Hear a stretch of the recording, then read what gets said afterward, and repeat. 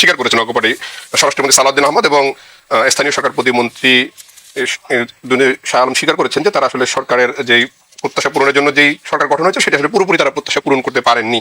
আমি যদি একদম মোটা দাগে বলি, আইন শৃঙ্খলা পরিস্থিতি, বিনিয়োগ, বিদ্যুৎ জ্বালানি খাতে সরকার এখন পর্যন্ত যথেষ্ট অগ্রগতি দেখাতে ব্যর্থ হয়েছে। আপনি সেটি আসলে মনে করেন কিনা, বা আসলে সুনির্দিষ্টভাবে যদি বলেন যে কোন কোন জায়গাগুলো আসলে সরকার তার প্রত্যাশা পূরণ করতে পারেনি? ধন্যবাদ। বিরোধী দলের রাজনীতি আমরা যারা করি, আমাদেরকে সরকার সবসময় বলে যে সমালোচনা ছাড়া কি আপনারা আসলে সরকারের যে একটা ভালো জিনিস চোখে দেখেন না। দেখি আসলে তার দু একটা একটু বলি, তাহলে সরকারি দলের যারা আছেন তাদের কথা বলতে সুবিধা হবে আর কি। প্রথম কথা হচ্ছে যে এখন পর্যন্ত সরকারি দলের যে ল্যাঙ্গুয়েজ এবং রাজনৈতিক সহনশীলতা যেটা আছে, সেটা মোটা দাগে বাংলাদেশের 20 বছরের যে ফ্যাসিবাদ দেখলাম তার থেকে অনেক গুণে ভালো, নিঃসন্দেহে। রাজনৈতিক খুনাখুনি, মারামারি, ক্যাম্পাস ভায়োলেন্স যে হচ্ছে না, ব্যাপারটা তা না, হচ্ছে, এগুলো সবই হচ্ছে। কিন্তু মোটা দাগে মানে সরকারি দল বিরোধী দলকে নির্মূল করে দেবে, নাই করে দেবে, কথা বলতে দেবে না, মত প্রকাশ করতে দেবে না, এই ধরনের বাস্তবতা বিরাজ করছে না। মোটা দাগে এটা সরকার রক্ষা করছে। ফেসবুকে, অনলাইনে, গণমাধ্যমে পর্যাপ্ত সমালোচনা করবার স্পেস সরকার এখনো অ্যালাউ করছে। দ্বিতীয়ত যেটা বলবো সেটা হচ্ছে যে আপনার আমাদের গত 20 বছরে দিল্লির পেটে আমাদের বিদেশ নীতি ঢুকে গেছিল। যে দিল্লি যা বলতো ওটাই আমার ফরেন পলিসি। দিল্লির চোখ থেকে আমি পাকিস্তানকে দেখবো, চায়নাকে দেখবো, আটলান্টিকের দুই পারের দেশগুলোকে দেখবো। কিন্তু এখন যেটা আছে যে মানে এই সরকার শহীদ প্রেসিডেন্ট জিয়াউর রহমানের দিল্লির আধিপত্যবাদ বিরোধী যে বিদেশ নীতি, যেটাই আসলে অরিজিনাল বাংলাদেশপন্থী রাজনীতির বিদেশ নীতি, সেখানে ফিরে গেছে। এবং এটা মোটা দাগে সকল রাজনৈতিক দল, বিরোধী পক্ষে বিপক্ষে, সংসদে বাইরে যারা আছেন, সবাই এটাকে ওয়েলকাম করছে। ভারতে না যাওয়ার সিদ্ধান্ত, বেইজিং এ গেলেন, এবং এই যে সীমান্ত হত্যা নিয়ে, পুশিন নিয়ে সরকার যে পজিশন নিয়েছে, সবসময় খুব জোরালো ভাবে কথা বলেছে তা না, বাট মোটা দাগে এটা সন্তোষজনক যে আমাদের একটা অভিমুখ তৈরি হয়েছে। তৃতীয়ত হচ্ছে মাননীয় প্রধানমন্ত্রীর আচরণ, বক্তব্য, চলাফেরা, মিতব্যয়িতা, এটা সব জায়গাতে মোটামুটি এখন পর্যন্ত বেশ প্রশংসনীয়। উনি কথা বলছেন, সমালোচনা করছেন, বাট সেটা খুবই গ্রহণযোগ্য মাত্রার যে ভাষা, সংসদের বাইরে বিরোধী দল মোটা দাগে আপনার একই ধরনের রেসপন্স করছেন। তো নিঃসন্দেহে এগুলো সরকারের ভালো জিনিস, এবং অন্তর্বর্তীকালীন সরকারের সময় নেওয়া বেশ কিছু ভালো উদ্যোগ সরকার কন্টিনিউ করেছে। তার ভিতরে একটা হচ্ছে যে আমাদের প্রতিরক্ষা নীতিমালায় বেইজিং, পাকিস্তান, তুরস্ক এই কেন্দ্রিক যে একটা বিকল্প বলয় তৈরি করা দরকার, এই সম্পর্কটা সরকার কন্টিনিউ করছে। পদ্মা ব্যারাজের একটা সিদ্ধান্ত অন্তর্বর্তীকালীন সরকারের সময় ছিল, একনেকে পাশ হওয়ার আগ মুহূর্তে ছিল। তারা অনেক বড় প্রজেক্ট হওয়ার কারণে সরকারের জন্য, নির্বাচিত সরকারের জন্য রেখে গেছেন। সরকারের সেটা পাশ করেছে এবং কন্টিনিউ করছে। মাননীয় প্রধানমন্ত্রী সরকার তিস্তা ব্যারেজ করবেন যে কোনো মূল্যে, দেশের টাকায়, ঋণে, হোয়াটএভার, এটা ঘোষণা দিয়েছেন। নিঃসন্দেহে এই কন্টিনিউশনটা একটা ভালো কন্টিনিউশন। এর বাইরে হচ্ছে এখন যদি আমি যেগুলো করতে পারে নাই সেই জায়গাতে যদি আসি, তাহলে আপনারা দেখেছেন যে আমাদের এবি পার্টির পক্ষ থেকেও আমরা একটা প্রেস কনফারেন্স করেছি, এবং আমি জুলাই জাতীয় সনদ এবং গণভোটের গণরায়ের দিকে যাব না, কারণ এই ব্যাপারে বিএনপি নেতাদের একটা সিরিয়াস রিজার্ভেশন আছে। যে অনন্ত প্রতারণার দলিল বলছেন জাতীয় সনদকে, যদিও আবার বলছেন যে এটা অক্ষরে অক্ষরে পালন করবেন, মানে প্রতারণার দলিলকে অক্ষরে অক্ষরে পালন করবার কথাও তারা বলছেন। গণভোটের গণরায় চাপিয়ে দেওয়া হয়েছে, ফ্রড করেছে ইন্টারিম অ্যাডমিনিস্ট্রেশন, এটা মানে নাই। এই জন্য আমি 31 দফা দিয়ে কথা বলবো আর কি, বেটার, যে আসলে সরকারকে জাজ করবার জন্য, এটা কেউ চাপায়া দেয়নি, ঐকমত্য কমিশন, বিরোধী দল কেউ তাকে চাপায়া দেয়নি, এটা তার ড্রাফটের জিনিস। 27 দফা ছিল, যুগপদের সহযোগিতার সাথে মিলেমিশে এটা 31 দফা করেছে। এবং আমি নিজে আজকের প্রধানমন্ত্রী যিনি তখন সিনিয়র ভাইস চেয়ারম্যান ছিলেন, যেদিন লঞ্চ করেছেন গুলশানে, আমি সেই ম্যানিফেস্টো প্রোগ্রামে ছিলাম, কথাও বলেছি। প্রথম দফায় বলা হয়েছে সংবিধান সংস্কার কমিশন করবে, এবং সেই ব্যাপারে সালাউদ্দিন ভাই যেহেতু কমিশনের সদস্য ছিলেন, ওনার পরামর্শ মোতাবেক অধ্যাদেশ, গণভোট, রেফারেন্ডাম সবকিছু ওনার পরামর্শ এগুলো হয়েছে। কিন্তু সরকার এখন পরিচ্ছন্নভাবে সংস্কারের অপশন থেকে চলে আসছে, এক দফা থেকে তারা এখন সংশোধনী অপশনে গেছেন, আর্টিকেল 140 ইনস্ট্রুমেন্ট দিয়ে উনি কাজটা করবেন। দ্বিতীয়ত দেখেন 31 দফায় বলা আছে যে বিচার বিভাগের স্বাধীনতা, সচিবালয়, মাজদার হোসেন মামলার রায়, এগুলো বাস্তবায়ন করবেন। আমরা দেখলাম যে সচিবালয় যেটা করা হয়েছিল, বিচারপতি নিয়োগের যে নীতিমালা করা হয়েছিল, সরকার সেই অর্ডিন্যান্স দুইটা র্যাটিফাইও করে নাই। 31 দফাতে বলা আছে আর্থিক খাতকে সংস্কার করবেন। সংস্কার করবার জায়গাতে আমরা দেখলাম ব্যাংক রেজলিউশন আইন র্যাটিফাই করে নাই, যেভাবে ছিল 18 খ যোগ করেছে। এনবিআর কে রিফর্ম করবার যে জায়গাটা ছিল সেটা তারা তখন র্যাটিফাই করে নাই। ইসলামী ব্যাংক এবং অন্যান্য ব্যাংকগুলোকে আইন পরিবর্তন করে ইসলামের হাতে তুলে দেওয়ার জন্য এখনো কাজ করছে। আজকে দেখলাম ইসলামী ব্যাংককে দিয়ে মামলা উজ্জ করেছে, তারপরে বিএনপির আইনজীবী দিয়ে সেখানে আবার আইনজীবী পরিবর্তন করে দিয়েছে।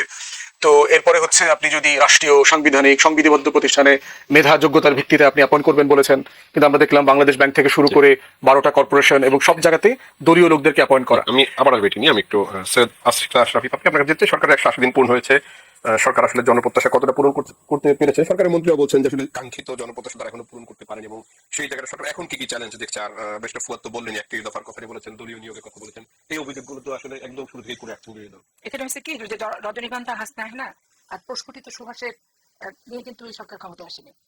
বিএনপির সবচেয়ে সৌভাগ্য এবং দুর্ভাগ্যই বলে, সব সময় একটা অস্থিতিশীল পরিস্থিতির মধ্য দিয়ে জনগণ বাছাই করে নেয় তাদের সমস্যার সমাধানের জন্য বাংলাদেশ জাতীয়তাবাদী দলকে, এবং যে 5টি বছর থাকে চরম পরীক্ষা দিয়ে একটা স্থিতিশীল অবস্থায় কিন্তু দেশকে সে নিয়ে যায়। রাষ্ট্রপতি জিয়া রহমানের আপনি 7ই নভেম্বর থেকে যদি শুরু করেন, সেখান থেকে দেশনেত্রী বেগম খালেদা জিয়ার রাজনীতিতে উত্থান, এই 81 সালে মৃত্যুর পর স্বৈরাচার বিরোধী আন্দোলন থেকে শুরু করে 90 পর্যন্ত যদি আপনি আসেন, 80 থেকে 90, তারপরে দেখেন 91 যখন ক্ষমতায়ন হলেন, তখন মোটামুটি ভাবে সে মানে দেশনেত্রী বেগম খালেদা জিয়া রাজপথ থেকে উঠে আসা একজন ব্যক্তি খুব চমৎকার ভাবে 91 সালে শাসন ক্ষমতা এবং দেশের অর্থনৈতিক অবস্থা, আইন শৃঙ্খলা পরিস্থিতি স্থিতিশীল ছিল। কিন্তু পরবর্তী পর্যায়ে গোলাম আজমের ফর্মুলা এই মুহূর্তে দরকার তত্ত্বাবধায়ক সরকার। তখন জামাত এখনো দাবি করে গোলাম আজম সাহেবের বই লেখা ছিল। ওই ফর্মুলা নিয়ে যখন জামাত আর আওয়ামী লীগ একত্রিত হলো, এর ফাঁকে আবার 86 নির্বাচনে জামাত আওয়ামী লীগ জাতীয় পার্টি একত্রিত হয়েছে, আবার 88-তে এসে বিএনপির পিছনে দাঁড়িয়েছে। এইভাবে করে যখন ওই গোলাম আজমের ফর্মুলা নিয়ে একত্রিত হয়ে গোটা বাংলাদেশে ত্রাস শুরু করলো, সন্ত্রাস শুরু করলো, তখন কিন্তু অনেকে বলে বেগম খালেদা জিয়া বাধ্য হয়েছে। আমি বলি বেগম খালেদা জিয়া গণতন্ত্র পিপাসু, গণতন্ত্রের প্রতি তার শ্রদ্ধা ভক্তি এবং এই সমস্ত অরাজনৈতিক প্রতিহিংসার হাত থেকে জনগণকে মুক্তি দেওয়ার সনদ হিসেবে সেদিন তিনি ষষ্ঠ সংসদ নির্বাচনটা দিয়েছিলেন। যেই নির্বাচনটা দিয়ে তত্ত্বাবধায়ক সরকার বিলটি উনি পাশ করেছিলেন এবং উনি পদত্যাগ পল্টনে যে করে সমাবেশের মাধ্যমে উনি পদত্যাগ করে জানিয়ে দিলেন জনগণকে। এবং বাংলাদেশের ইতিহাস বিরল ঘটনা যে 116 সিটের বিরোধী দল বাংলাদেশ জাতীয়তাবাদী দল হয়েছে। এখন অপ্রয়োজনীয় সমালোচনাটা আমি ব্যক্তিগতভাবে খুব অপছন্দ করি রাষ্ট্রের নাগরিক হিসেবে, কারণ আমি মনে করি যে শিক্ষিত মানুষ আমরা যারা, তাদের ভিতরে বর্তমান জিনিসটা কোনটা বেশি প্রয়োজন, গ্যাস, তেল, নিত্য প্রয়োজনীয় দ্রব্যাদি মানুষের নিয়ন্ত্রণের মধ্যে থাকবে এবং আইন শৃঙ্খলা পরিস্থিতি। এই ক্ষেত্রে সরকারের দোষ কতটুকু আর সরকার উত্তরাধিকার সূত্রে প্রাপ্ত সমস্যার সম্মুখীন কতটুকু হচ্ছে। সরকার উত্তরাধিকার সূত্রে প্রাপ্ত সমস্যার সম্মুখীন হওয়া মানে কি, বাংলাদেশের 18 কোটি মানুষই কিন্তু উত্তরাধিকার সূত্রে প্রাপ্ত সমস্যার সম্মুখীন। এটা বুঝতে হবে, এটা সরকারের ক্রিয়েট করা না এবং সরকারের গাফিলতির বিষয় এখানে না। এবং সরকার এখানে ব্যক্তিগত নিজের সম্পত্তি দিয়ে রাষ্ট্র পৃথিবীতে কেউ চালায়নি, চালানোর কোনো সুযোগ কিন্তু নাই। এখন আওয়ামী লীগ সরকার 15 বছর যে কূপ খনন করেনি, তারপর আবাসিক প্রকল্পের ইয়েগুলো তো দেখবেন যে কোনো গ্যাসের কিন্তু লাইনও দেয়নি, সেখানে সব সিলিন্ডার গ্যাস ইউজ হয়। আজ থেকে 30 বছর আগে আমার মা বোনেরা একটা ম্যাচের দামকে অনেক বেশি মনে করতো, তারা সারাদিন গ্যাসের চুলা জ্বালিয়ে ধরে রাখতো, একটা ম্যাচ চালাতো না। এখন আমাদের এই যে 3টা জিনিস নিত্য প্রয়োজনীয় দ্রব্যাদি, গ্যাস, তেল, আইন শৃঙ্খলা পরিস্থিতি। এখন আইন শৃঙ্খলা, গ্যাস, তেল, এটা তো আপনি বুঝছেন যে উত্তরাধিকার সূত্রে প্রাপ্ত সমস্যা। আমার টাকা যদি ঋণ হয়ে যায়, কিন্তু উত্তরাধিকার প্রাপ্ত সময় কিন্তু বিএনপি জানতোই যে এই সমস্যাটাকে মোকাবেলা করতে হবে, সেটি না, সেটি তো বিএনপি জেনেই ক্ষমতা আসছে, তাহলে সেটি আসলে কি দিয়েছে বিএনপি? টাকার সমস্যা টাকা দিয়ে করতে হয়। আপনার যদি আমার কাছে পাওনা থাকে, পাওনা পরিশোধ অর্থ দিয়ে করতে হবে। এবং আপনার কাছে যদি আমি অর্থের বিনিময়ে কোনো জিনিস কেনার চুক্তি থাকে, টাকা আপনি কয়দিন না দিয়ে আমাকে জিনিস দিবেন, বিষয়টা দাঁড়িয়েছে এখানে। এটা বিএনপি গভর্নমেন্টের একক কোনো তৈরি করার সমস্যা না, এটা উত্তরাধিকার সূত্রের প্রাপ্তই সমস্যা। এবং যেই সমস্যাটার সমাধান আপনি বাংলাদেশের যত গ্যাস বিশেষজ্ঞ বলেন, জ্বালানি বিশেষজ্ঞ বলেন, সকলকে নিয়ে আলোচনা করে মূল সমস্যা হচ্ছে টাকা। এখন এই পর্যুদস্ত অর্থনীতির টাকার সমস্যার সমাধান এই সরকারকে করতে হবে। কিন্তু তার পাশাপাশি এই যে বিরোধী দলের দাবি দাবার শেষ নাই, ধরেন এই 31 দফায়, এই জুলাই সনদ, তারপরে এই হচ্ছে আপনার ওইখানে অমককে আপনাদের ভিতরে অন্তর্কলে 830 জন কেন মারা গেল, টিআইবি রিপোর্টে এটা কেন আসলো। এখন এখানে আমার প্রথম, আমি রাষ্ট্রের নাগরিক হিসেবে যেটা মনে করি, দলীয় অন্ধত্ব নিয়ে না, দলের চশমা পড়ে না, যে আমার প্রথম মূল সমস্যাটা কি সেটা নিয়ে আমি সমাধান নিয়ে রাষ্ট্রব্যাপী আলোচনা করতে চাই, সকল রাজনৈতিক সংগঠনকে আলোচনা করতে চাই। এবং সরকারের একটা স্ট্রং সেল থাকা দরকার, যেটা প্রতিনিয়ত প্রতিদিনের এই বিষয়গুলো মনিটরিং করবে এবং সাংবাদিক সম্মেলন করবে। এই মিডিয়া সেল ফিডিয়া সেল যাই বলেন, এখানে বাংলাদেশের সাংবাদিকতার পেশাদারিত্ব লোকজনকে দিয়ে দায়িত্বশীলতার সাথে এগুলো পরিচালিত করলে বিভ্রান্তি দূর হবে। রাজনীতিতে প্রতিযোগিতা থাকে, কিন্তু প্রতিযোগিতাটা এমন জায়গায় চলে যাচ্ছে মনে হচ্ছে তেল গ্যাস নিয়ে আমরা লুকায় এতটা তলে রেখে দিচ্ছি না। বিষয়টা আসলে সেরকম না, আসলে সরকারের যে পরিকল্পনা সেটি আসলে পরিষ্কার নয় বিরোধী দলের কাছে। সরকার এত কথা বলছে না, প্রকাশ ভঙ্গিমা কম, এই জন্য সরকারের প্রকাশ ভঙ্গিমাটা কিছুটা বাড়াতে হবে। কারণ এটা আমার তৈরি সমস্যাও না, আমার ব্যক্তিগত প্রবলেম না। আমার ঘাড়ে পড়েছে মানে তো জনগণের ঘাড়ে পড়েছে। অবশ্যই আমার টাকা কোথা থেকে আসবে আমাকে চিন্তা করতে হচ্ছে, আমার এই সমস্যা থেকে উত্তরণ কিভাবে করবো সেটা ভাবতে হচ্ছে। এখন ধরেন অনেকে যদি মনে করে যে এখনই ইন্ডিয়াতে চলে গেলে সমস্যার সমাধান হয়ে যাবে, কারণ ইন্ডিয়াতে গ্যাসের লাইন বা তেলের লাইন, ডিজেলের লাইন সব তো বন্ধ হয়ে যাবে। ভারতের আলোচনায় আসবো, আমি একটু আরিফুল ইসলাম আদেব আপনার কাছে যেতে চাই। এই যে পাপিয়া আবার যেটি বললেন, আসলে যে সরকারের কিছু দুর্বলতার কথা বললেন, আবার কিছু বললেন যেটি আসলে সরকারের সৃষ্ট নয়, এটি আসলে উত্তরাধিকার সূত্রে তারা পেয়েছেন, কিন্তু সেই জায়গায় উত্তরাধিকার সূত্রে পাওয়া জায়গাটিতে আসলে যে কার্যকর পদক্ষেপ নেওয়া দরকার সেটি করতে সরকার আসলে ব্যর্থ হচ্ছে কিনা। ধন্যবাদ আপনাকে এবং একই সাথে সিনিয়র আলোচক বিন্দু যারা উপস্থিত আছেন সবাইকে আন্তরিক ধন্যবাদ জানাই। পাপিয়াপার একটা বিষয় এখানে ইতিবাচক, তিনি গভর্নমেন্টের একটা অংশের বেশ ভালো ক্রিটিক করছেন এবং আমি আরও 10-15 বছর আগেও তৎকালীন মানে বিএনপির 1 থেকে 6 সালের সময় যারা রানিং মন্ত্রী থেকে টকশোতে আসতেন, মানে তখন তার এত টকশো এত অ্যাভেলেবেল ছিল না, 1-2টা থাকতো। আমি বেশ কয়েকজন মন্ত্রী, মানে সে রানিং মন্ত্রী আবার টকশোতে আছে, এই যে দায়টা স্বীকার করা কিছুটা, এই কালচারটা 6 সাল পর্যন্ত বাংলাদেশে ছিল যে হ্যাঁ আমরা এই প্রত্যাশা পূরণ করতে পারি নাই, আমাদের ইচ্ছা ছিল বা এইটুকু আমাদের ইয়া। এখন তো যেটা হয় যে ধরেন মোটামুটি পাপিয়া বা ব্যতীত অন্য অধিকাংশ যারা আসে প্রথম বসেই কথা হয়েছে যে বিরোধী দল এটা করেছে ওটা করেছে, একই লজিকটা, যেমন ধরেন এটা উত্তরাধিকার সূত্রে পাওয়া অনেক কিছুই, আইন শৃঙ্খলার সাথে অনেক কিছু রিলেটেড, কিন্তু একই জিনিস যখন ইন্টারিম গভর্নমেন্ট ছিল তখন কিন্তু এই লজিকটা কিন্তু তখন ধরেন ইউজ করতো না, তখন বলতো যে এই ছাত্ররা এটা করে ফেলছে, এই ছাত্ররা ওইটা দখল করে ফেলছে এবং তারা এই জায়গাটা নষ্ট করছে, দায়ী করছে। তো এখানে আপা আরেকটা বিষয় উল্লেখ করলে এটা ভালো হতো যে দেখেন আইন শৃঙ্খলার সাথে এবং চাঁদাবাজের সাথে খুব গুরুত্বপূর্ণভাবে বিএনপির রাজনৈতিক কালচার একটা গুরুত্বপূর্ণভাবে জড়িত। কারণ আমরা দেখছি বাংলাদেশে তো আওয়ামী লীগ জোর করে টানা 15 বছর ছিল, তার আগে তো একবার ক্ষমতা আসছিল, বা বিএনপি, এই দুইটা দল থাকায় তাদের যে রাজনৈতিক যে কালচারটা যেটা ছিল, মানে আমি এখানের কালচারটা বলতে চাইছি 8 পর্যন্ত, আপনি যদি ধরেন 8-এর পরে তো ফুললি এটা প্রতিবেশী রাষ্ট্রের সরাসরি স্ক্রিপ্টেড একটা এক ধরনের ইয়া করা, মানে এটারে আপনি অনেকে দ্বিতীয় স্বাধীনতা বললে আবার বলে যে এটা কি প্রথম স্বাধীনতার অপমান করা হয় না, কিন্তু এগুলোর অনেক লজিক আছে। মানে এটা জাস্ট বাংলাদেশ এখন বুঝতেছে বিএনপিটা যে আসলে জাস্ট পতাকা আর সীমানাটা নামে ছিল, আর সবকিছুই বলা চলে যায় দিল্লির কাছে এক ধরনের দাসত্বর মতন ছিল আর কি। সেটা হচ্ছে যে দেখেন চাঁদাবাজির যে পুরো এই জায়গাটা, আপনার গ্যাস তেল এটার তো একটা বড় সংকট আছে, কিন্তু যারা ক্ষুদ্র ব্যবসায়ী থেকে শুরু করে মাঝারি কিংবা বড় ব্যবসায়ী, বড় অংশের, মানে এখানে আপনি একেবারে রেফারেন্স দিয়ে বলতে পারবো যে আমাদের ভালো দৈনিকে শুধু মিরপুর 10 কেন্দ্রিক যে চাঁদাবাজের যে পুরা চক্রটা চলে, একেবারে নাম ধরে ধরে 75 জন বিএনপির নেতা, 25 জন বড় মানের নেতা, মিডল সারির নেতা, ওসি নাম সহ 8-9 জন ওসি সহ, এবং পুরো একটা চক্রের কথা বলছেন। এবং এখানে কিন্তু বিরোধী দলের সাথে কোনোভাবেই এই কালচারটা ধরেন হচ্ছে পায় না। গত পরশু হচ্ছে আপনার একটা বড় অংশ ইয়া হয়েছে, এই যে বাদামতলী, যেটা বাংলা ঢাকায় ফল, মানে ঢাকা শহরে যে ফল ঢুকে, ফলের মূল প্রবেশদ্বার বলা যায়, সেখানে সরকারি ইজারা হয়েছে অনলি 100 টাকা, কিন্তু একটা ফলের গাড়িতে 2000 টাকা দিতে হয়। টাকা তুলে কেউ ওইখানকার থানা বিএনপির আহ্বায়ক, যুগ্ম আহ্বায়ক লেভেলের এরা। তো এখন এই যে এই টাকার যে প্রভাবটা, আর এই টাকাটা কেন প্রয়োজন হচ্ছে, কারণ প্রয়োজনটা হয়েছে যে ওইখানের বাদামতলির সাথে ওইখানে যারা রিলেটেড, ওই যুব দল, শ্রমিক দল, ছাত্র দল, তাদেরকে আবার হচ্ছে ধরেন হ্যারাম দেখানোর জন্য প্রতিমন্ত্রী থেকে শুরু করে যারা ওই অঞ্চলে রাজনীতি করেন এক এক জায়গায় নিয়ে গুন্ডামি করতে হয়। ফলে বাংলাদেশের রাজনীতির এই যে গুন্ডামি কালচারটা, এইটাকে যদি আপনি কালচারাল যদি মানে কালচার যদি আপনি পরিবর্তন করতে না পারেন, তাহলে আপনি হচ্ছে এই জায়গাটা একটা বড় ধরনের সমস্যা। এবং যেই সমস্যাটা এই প্রথম 6 মাসে আমরা প্রত্যাশা করছিলাম যে যেহেতু এই মুহূর্তে বিএনপি যেভাবে হোক প্রতিপক্ষ এখন জামাত এনসিপি, মানে রাজনৈতিক প্রতিদ্বন্দ্বী, আমি এখানে এটাকে রাজনৈতিক শত্রু বলবো না, রাজনৈতিক প্রতিদ্বন্দ্বী বলবো। তো সেই জায়গা থেকে জামাতের একটা ওদের নিজস্ব একটা অর্থনৈতিক ক্যাপাসিটি আছে, সেটাকে হয়তো তারা এয়ানত বলে বা অন্য যে ফরম্যাটে তাদের একটা ফরম্যাট আছে। এনসিপির ওই রকম আর্থিক এখন পর্যন্ত একেবারে হয় না। তো ফলে বিএনপির এই যে পাওয়ার পলিটিক্সের এবং অর্থনৈতিক ইকোনমি কেন্দ্রিক যেই যে কালচারটা, এইটা বিরোধী দলের সাথে কিভাবে কনফ্লিক্ট, এবং এটা সামনে আরো এই জায়গাটা একটা বড় ধরনের। আরেকটু জাস্ট 30 সেকেন্ড বলে দিই, এটা গুরুত্বপূর্ণ।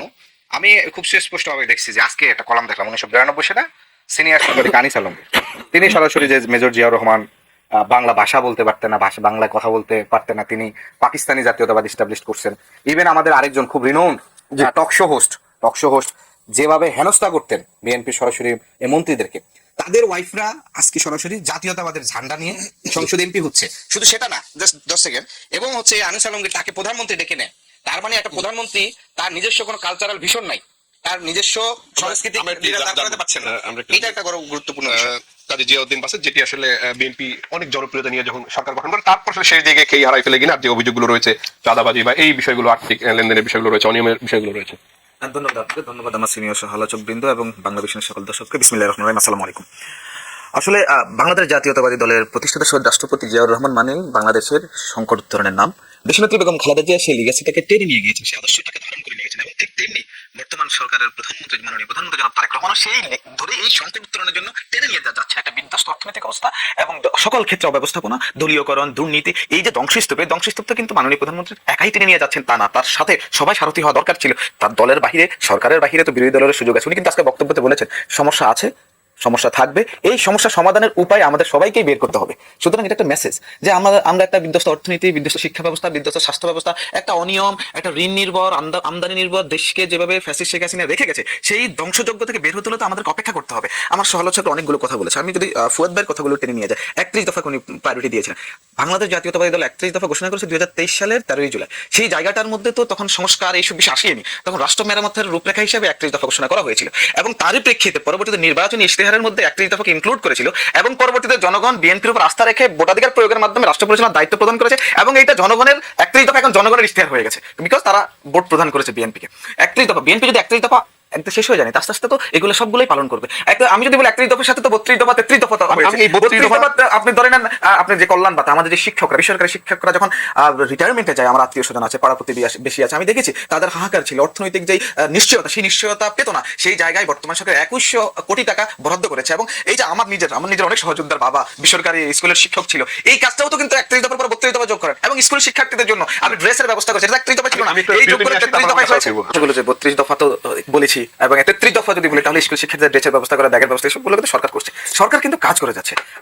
আমাদের বিরোধী দলের যে কার্যক্রমগুলো আমরা দেখছি, মতের অনৈক্য হয় কিছু জায়গায়, যেমন শব্দ চয়ন, যেটা আমার সহালোচক বলেছিল কিছু কথা, গুন্ডা নিয়ে এটা সেটা। আসলে আমরা এই শব্দগুলোকে আরো স্মার্ট ভাষায় ইউজ করতে পারি, ঠিক আছে? আমরা যদি বলে বলাই তৈরি, এসব কথা বলা যায়, কিন্তু উনি হয়তো এটাকে মানে শব্দ চয়ন এখন এমন একটা জায়গায় চলে গেছে, এটাকে বলতে প্রতিবন্ধীকে ডিসেবল বলা, এরকম মানে শব্দ পরিবর্তন করে কাজ পরিবর্তন দরকার, এরকম কিনা?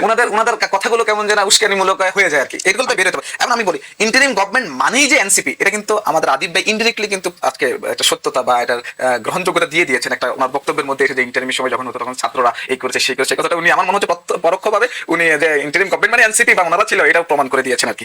এবং আমার ভাইরা অনেক কথা বলেছে যে এই দেখুন, যেমন 12টা সংস্থা প্লাস হচ্ছে সরকারের নেতা, সরকারের বিভিন্ন পর্যায়ে দলীয় যে নেতৃবৃন্দ নিয়োগ পাচ্ছে, একজন যারা নিয়োগ পাচ্ছে একজনও তো অযোগ্য না, তাদের একাডেমিক কোয়ালিফিকেশন আছে, তাদের স্ব জায়গায় এক্সপার্টাইজ আছে। এবং এমন না যে রাজনীতিবিদরা পড়াশোনা করে না, তাহলে তো উনি একজন রাজনীতিবিদ হিসেবে উনিও পড়াশোনা করে না। যেহেতু যদি সমালোচনা হয়, আমরা তো আদিব ভাই আমরা যারাই যদি সমালোচনা করতে যাই, আপনি দেখেন ইউএসএ তে যখন আপনার একটা সরকার পরিবর্তন হয়, প্রায় 18,000 প্রশাসনিক লোক, পুলিশ, এরা কিন্তু নতুন করে আবার নিয়োগ করতে হয়। আপনার একটা সরকার পরিচালিত হতে হলে তো ওই ধরনের ব্যক্তিবর্গ লাগবে যারা সরকারের কাছে ক্রেডিবল থাকবে, যাদের বিশ্বাসযোগ্যতা থাকবে, এবং সরকারের যেই পদক্ষেপগুলো সেগুলো প্রপারলি বাস্তবায়ন করার জন্য ওই ধরনের তো দক্ষ লোক লাগবে। তা আপনি যদি চান, আপনি কেউ একজনকে নিয়োগ দিয়ে দিয়েছেন এবং পরবর্তীতে সে এই সরকারের কথাই শুনলো না, সরকার যেভাবে রাষ্ট্র পরিচালনা করতে চায় সেই জায়গার মধ্যে না এসে যদি সরকারকে বিতর্কিত করে, প্রশ্নবিদ্ধ করে, সেই জায়গায় কি বিশ্বাসযোগ্য লোক বা যোগ্য লোক দেওয়া কি জায়েজ নয়? এটা আমার মনে হয় যে এই প্রশ্নটা বারবার আসছে, আমি যত জায়গায় যাচ্ছি তত জায়গায় কথাটা আসছে। আমার মনে হচ্ছে এই জিনিসগুলো আমাদের ভাবতে হবে যে একটা রাষ্ট্র পরিচালনা করতে হলে অনেক বিশ্বস্ত লোকের প্রয়োজন। সেই বিশ্বস্ত লোক যারা যোগ্য, দক্ষ এবং বিশ্বাসযোগ্য সংগঠনের কাছে, দলের কাছে এবং সরকারের কাছে, তাদেরকে নিয়ে আপত্তি থাকার কথা না। মিস্টার আজম ফুয়াদ, দলীয় লোক যদি যোগ্য হয়, বিশ্বাসযোগ্য হয়, তাতে আসলে সমস্যা দেখছে না সরকারি দল।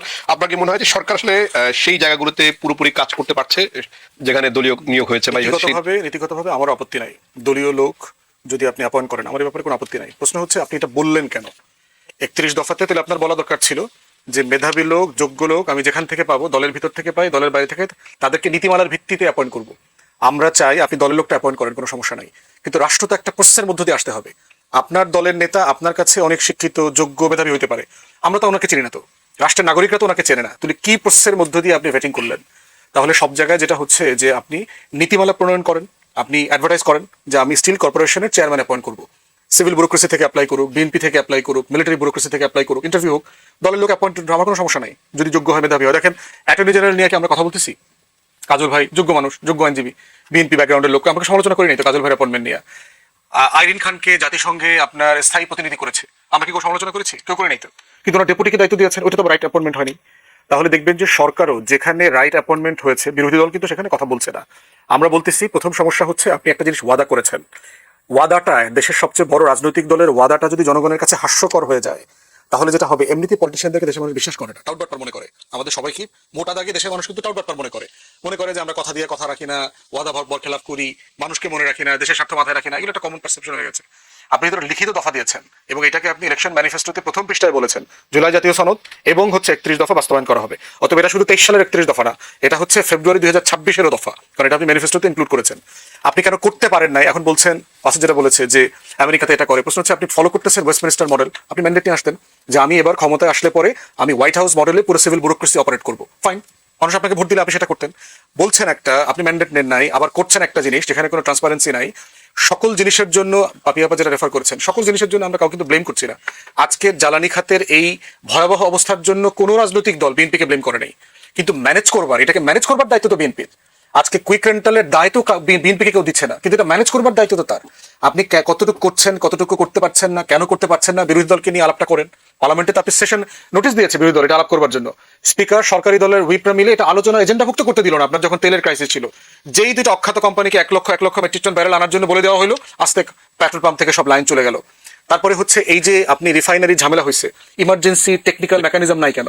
আপনি 30 দিন 15 দিন 1.5 মাস আমার এটা অপারেট করবার একটা ফ্রিজ নাই কেন? যে আমার একটা সংকট হইলে আমি ফ্রিজ থেকে এটা চলবো।